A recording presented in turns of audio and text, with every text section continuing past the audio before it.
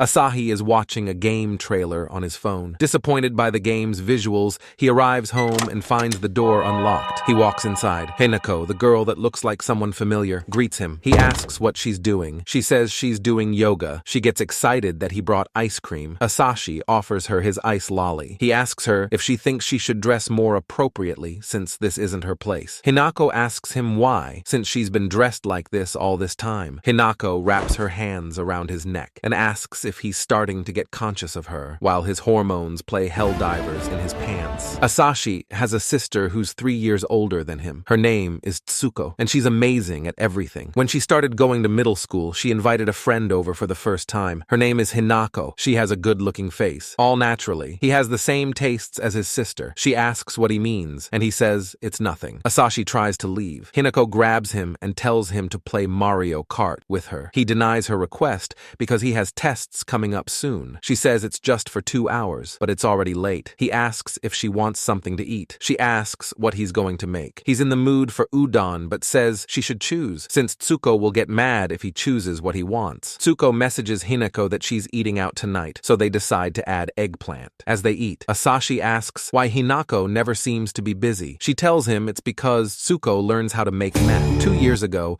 his sister dragged him along to live together. Hinako ended up in the same college, so she started coming over often, and now he spends more time with her than he does his sister. He looks up at her, admiring her beauty, and she's eating her hair. He asks if she wants her to tie up her hair. She bends her head down, and he ties it up. While fantasizing unholy things, she tells him he'd make a great husband. While washing the dishes, he daydreams about Hinoki. She's going to have a shower. He tells her to go ahead. Surprised by his blunt response, she hugs up to his body and tells him not to go creeping around. Then she skips out of the room. He drops to the floor to meditate and sort out his mushroom.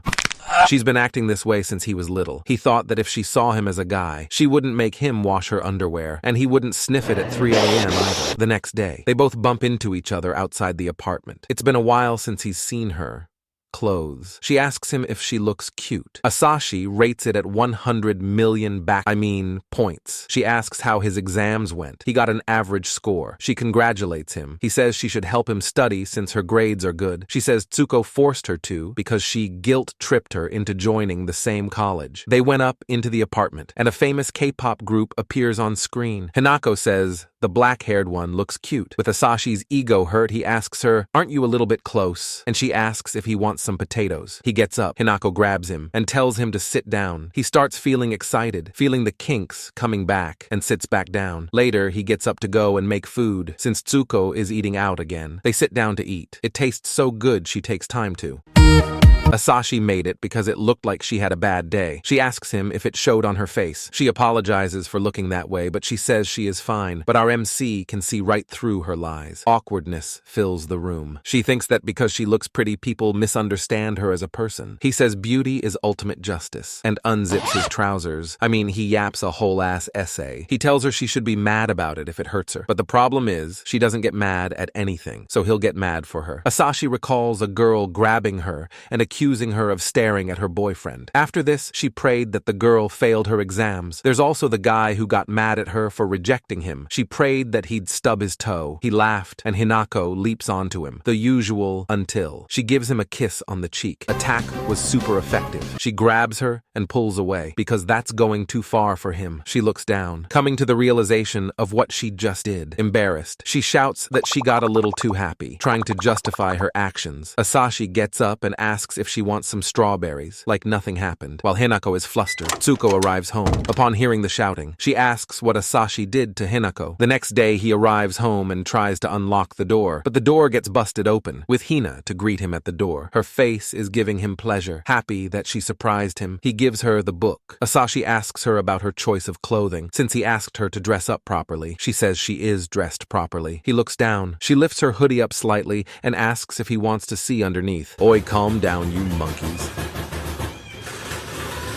She lifts it up, traumatizing him, but in reality, there were just shorts underneath. Happy, she made him blush. He realizes that he has a one-sided love towards her, while he questions his sanity. He noticed that she was studying in the living room. She tells him to move her stuff out the way, but he's going to study soon anyway, and then he talks about tests coming up next month, like the nerd he is. She tells him to come study with her since she'll be busy reading books. He noticed how quiet she is and peeks at her. He gets caught red-handed. She seems to like reading books. She says it's easy when it's at home or here, but outside on campus she can't really focus, since people judge her for it, because it doesn't seem like a pretty girl would read books. She decides not to read outside because it's annoying explaining why she does every time. She says books might not really be for her, but Asashi denies it. He recalls a memory of being at the library and seeing Hina reading a book. He almost spills his feelings on her by accident and tries to clear up this misunderstanding by saying she's admirable. He tells her she's too kind, and he starts going into a long-ass explanation. She says she just likes reading, and he likes that about her. He asks what she's reading and snatches the book out of her hand. Her heart rate goes from 82 to over 9,000 in less than 2.7 seconds. He calls her an ancient Japanese literature major, sitting there taking judgment from him. He turns back at her and asks what's wrong, and she yells at him to go back to studying already. She tells him a story about how his sister first approached her in middle school while she was reading. Her heart skipped a beat, but then Tsuko uses her cursed technique, irrelevant teleportation. She busts into the conversation. What does her cursed technique allow her to do? Well, it allows her to appear randomly into any spot in time, as long as she claps her cheeks. Basically think of it as Todu's cursed technique, except she doesn't have to clap her hands. If you get what I'm saying, wait a minute. In school, a horde of girls descended upon him. They ask if he's seen the new music video by Mevius. A boy comes into the classroom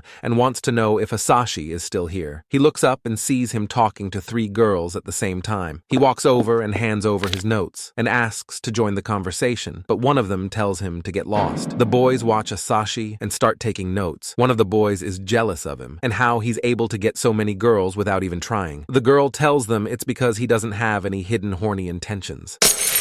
The moment that made him popular in his first year of school. Hina and his sister came to see him at work, and they take photos with him. She tells the boys who they are, and was about to spill his love interest, until Asashi appears. He asks what they're talking about, and she says his love interest blankly, which makes his heart skip a beat. She knows that he has a one-sided love for her. They ask him what he likes about her, but then he spills an entire paragraph, like a Twitter user, listing every reason why you should date them. He tells them it's not just because she has a pretty face. They all start smirking at his blushed-up face. There's a crowd forming outside the school. Asashi looks out the window. Surprised, he teleports out of the classroom, something he inherited from his sister. Outside, Hinako and her friend are surrounded by high school students. She tells her that they should just leave. Her friend tells her that she was the one who wanted to go to the school. She tells her she never said that. We go back half an hour ago, before they arrived. Her friend was listening to an audiobook yesterday of a girl who liked somebody but didn't want to go out with them. Her friend didn't understand why a girl would want something like that, but Hinako instantly gets it. She apologizes for interrupting and sits there embarrassed, and she begins explaining her situation. Her friend looks at her with a face I can't even explain. She asks if it's already gotten to the Netflix and chill stage yet. Hinako is struggling to explain what it's like. She says he doesn't even blush when he sees her underwear in the wash, when she keeps trying to give him signs. Her friend says just because he's in a school with boys and girls doesn't mean he's gotten used to being around girls. She thinks over the fact that Tsuko is his sister and used to get the most chocolates on Valentine's Day. She hits the Usain Bolt sprint out of the store. Hinako catches up to her and asks why she'd run away like that. Now we're in the present. Asashi, who mysteriously teleported outside in front of them. Her friend was about to say something she was going to regret, but she quickly covers her mouth and answers for her. She apologizes for barging in and asks if he's headed home now. And then he gets swarmed by a bunch of girls. They steal him away. Like paparazzi, he gets asked so many questions while she gets complimented for her looks. Her friend says he looks pretty popular and calls him a smooth operator. But then she looks at Hinako's face. She's activated mommy destroyer mode. She calls him and tells him they're going home. Like my mother when I tell her I don't want to leave the pizza party. His eyes widened. She quickly turns and leaves. He shouts for Hinako to wait for him. Meanwhile, her friend is trying her best to hold her laughter. He apologizes and tries to catch up with her. While these nerds watch from the window, back to Asashi and Hinako. They're awkwardly walking next to each other back home. She's embarrassed about what she said to him. He noticed that she got jealous. And, oh my god, please wear some different trousers. It's been 3 chapters. Go to Primark and get some normal colored trousers. This looks like he ripped cotton from a train seat. Time passes, and they're at the apartment. Hina is watching a show about dolphins, which makes her want to go to an aquarium. She wants to feed a dolphin and see jellyfish. Asashi tells her to just go then, and that's the end of this chapter. She looks back and tells him he's coming too. He stares. He realizes that this is basically a date. They've never actually gone outside with each other outside of going to the convenience store. She gives him the look and asks if he doesn't want to. Of course, not backing down on this opportunity, he says yes, crying about his sheer luck. He doesn't have any clothes, apart from the granddad trousers, of course. She tells him to just put anything on, but he only has school clothes and loungewear. Hinako bursts into his room and asks what it looks like. He looks down and then up and asks, the clothes or my... He finally ditches the trousers and she tells him that they're going shopping, and he asks if they're that bad, but his clothes are ankle swinging. Hinako asks when he'd bought this. Apparently, Tsuko bought this for him about a year ago, but he's grown a lot since then. She gets on her knees. He asks what she's doing, but she just wants to take in his measurements, not take in anything else. So it's easier to shop later, even though he'll probably grow again anyway. He tells her he can measure himself, but she insists there's no way he can measure it accurately on himself, and they get to the last bit. She tells him to lift his arms, and something squishy presses against his chest, while she's getting suspiciously too close for comfort. His horny mind can't handle it. She tells him he doesn't have to close his eyes, but little does she know something is rising. They finish it, and she sends them to him on his phone, feeling like he just survived cock and ball torture. Hinako looks back at him and blushes since she wasn't expecting him to be so built. Asashi asks if she can pick his clothes since he doesn't know anything about fashion, and she gets really excited. He goes to the kitchen to make dinner. She's humming while looking for nice clothes to buy Asashi. She was thinking of matching clothes, so it would feel more like a date. She also was thinking of buying holy pacifiers, but she's absolutely not expecting anything. Or is she? She says stuff like this is a mood problem. Tsuko activates her cursed technique and tells her she isn't E70. Hinako's soul leaves her body. Apparently she's been here for a while. She was just sleeping in her room. Then somehow we transport to Tsuko touching Hina's pillows in the living room, remembering their size from last time, somehow. She gets the measuring tapes and starts measuring them, while Asashi looks back hypnotized. Her sister turns around and tells him to avert his eyes, and asks why she's doing it in the living room then, a few days later. Asashi is all dressed up and put his contacts in today. His sister should be sleeping right now, so he attempts to leave quietly. Where do you think you're going? Just out. With who?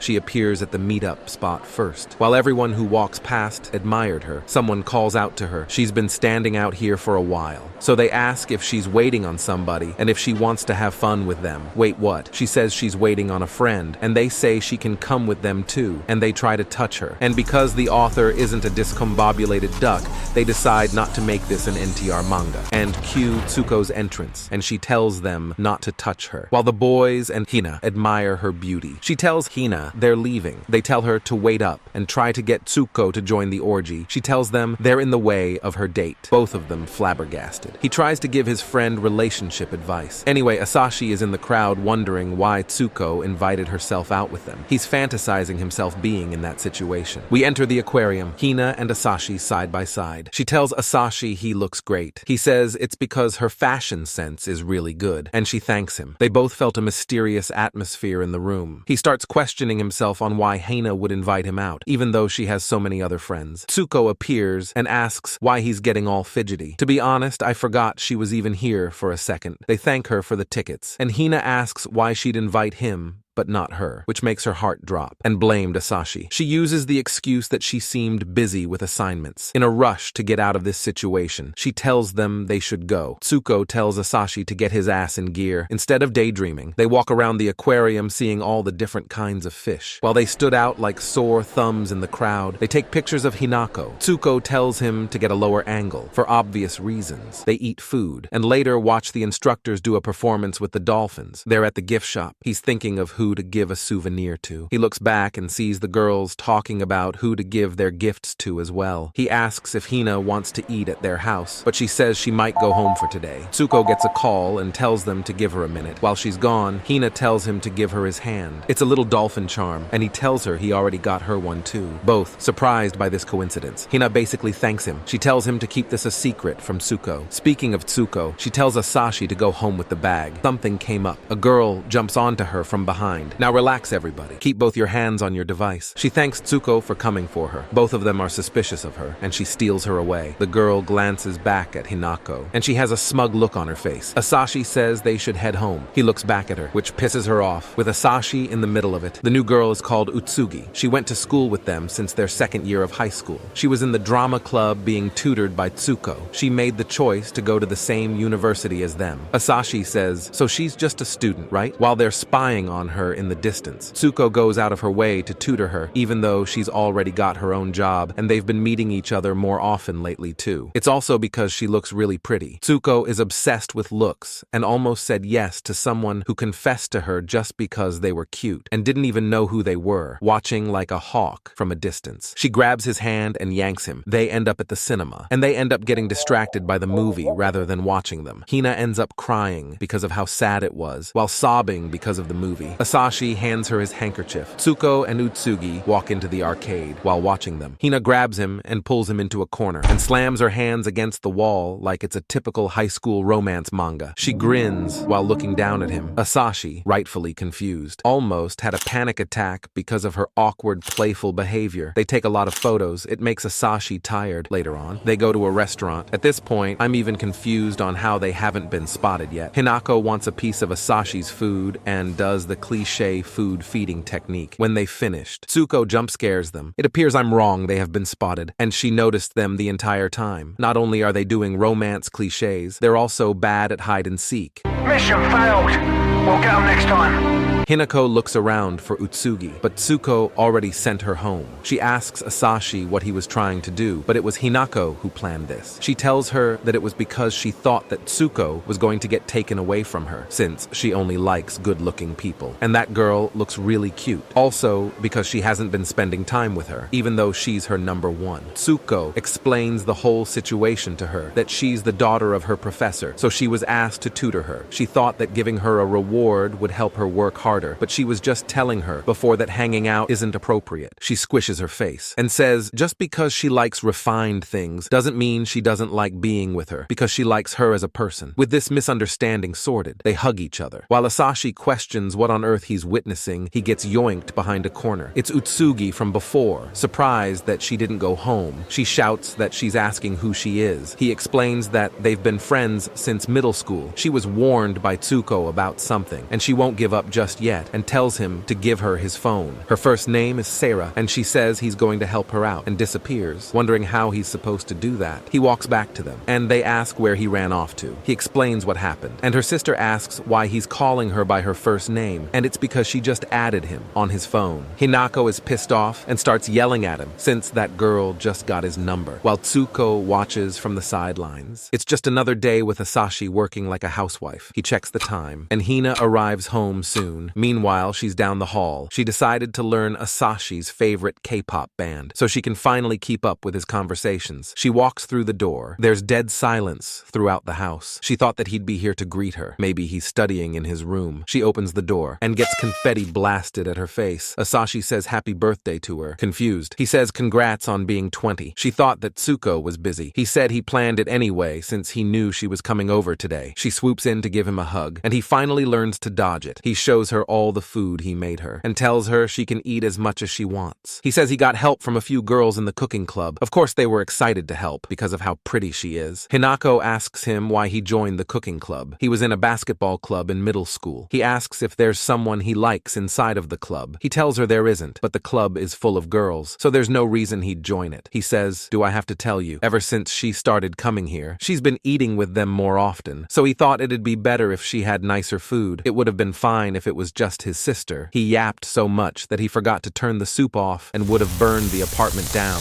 Hina blushes and thinks that it isn't fair. He starts wondering what's wrong with her. She says it tasted so good. He brought some coffee for her, and he starts nervously looking at her. He shows her a present. She gets really excited. Asashi says Tsuko will buy her a present in a week, so this one is from him. She asks if she can open it now. She opens it. It's a pair of chopsticks. He says that he gave her some because she usually ends up using disposable chopsticks all the time. If he'd given it earlier, she could have used them tonight. He asks her if another piercing would have been better. An awkward silence fills the room. She thanks him for the gift. A loud crackle of lightning from outside startles them. He goes to check the news forecast. She uses the shower. He looks up at her and goes right back to business. The trains have stopped, so Tsuko won't be able to get home. She'll have to stay at a hotel. Hinako is going to stay over for the night. She places her hand over his shoulder and looks over him and says, "Looks like we're home alone tonight. Now calm down, boys. We know you do the weirdest, uncanny things in this apartment." While having a bath, he's pondering what she said. After walking out, Hinako welcomes him back. He asks if she likes the gift. She happily says, "Yep, this is the first time she's ever had her own pair." She makes space for him. Since she didn't have anything like these at home, she'd use any cutlery she had in the cupboard. Since her mother was bad at cooking, they'd have a lot of takeaway and usually use disposable ones. Her mom and dad are close, but they work their jobs a lot. Their lifestyles are too different, so they never really ate together. It's been like that since she was little. It wasn't that she's lonely or anything. She's just grown up like that, and she's always wanted something like these. So she's really happy with her gift and tells him she'll take good care of them. What is this facial expression? She leans her head on him and tells him he's warm. Hinako says that he's made a place for her here so easily. Like he's telling her it's fine to stay here, not knowing what to say. He says it's like their family. She asks him if he's fine with just family. The door unlocks and slams, startling both of them. Tsuko tells them to quiet down because they're being noisy. Again, cock-blocking the both of them, but also keeping this video from becoming 18 plus. Asashi was surprised that she came home. She says she got the assistant professor to drive her. She demands food from Asashi like he's a dog. "I know you'd do anything," this woman says anyway. Hinako goes to grab a towel. Tsuko calls him and says she could have stayed home if she wanted to. She tells him he owes her one. She planned for this entire thing to happen, just for both of them, and we end this chapter.